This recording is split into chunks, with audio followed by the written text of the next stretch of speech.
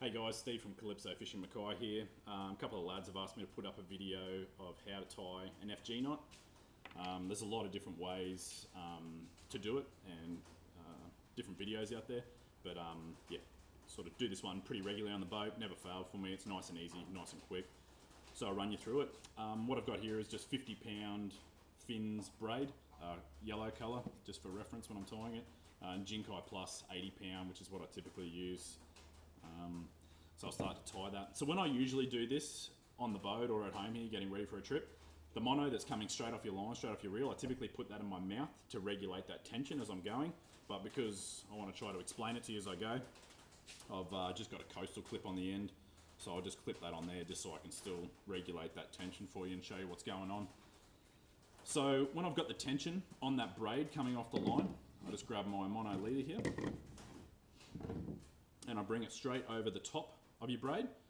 And what I want to do is I'm basically just wrapping it round and round and round the braid. But when I'm doing it, I'm doing one way towards the camera where you guys are there, and then back the other way.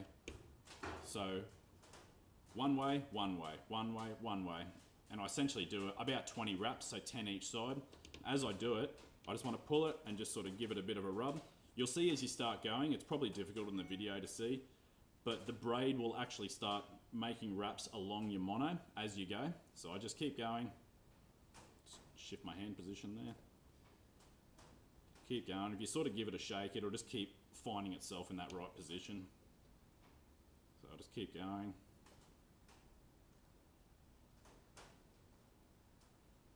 I usually don't really count the amount of times. When I say 20, it's a bit of an approximation, but I'm sort of usually looking for about a centimetre of wrap there. So if you've got that, then you're looking good. Just changing hand position, not doing anything different there.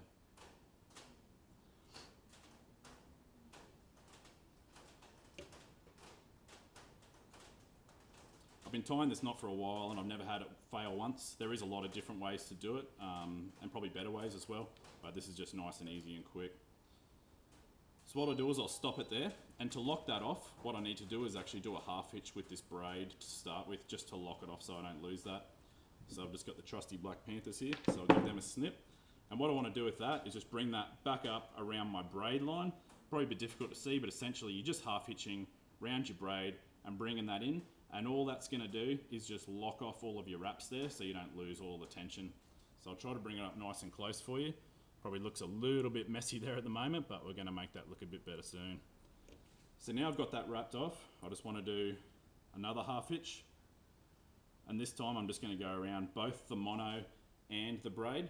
And I'm just doing a quick half hitch. It was just wrap it around, stick it through, and slide it down.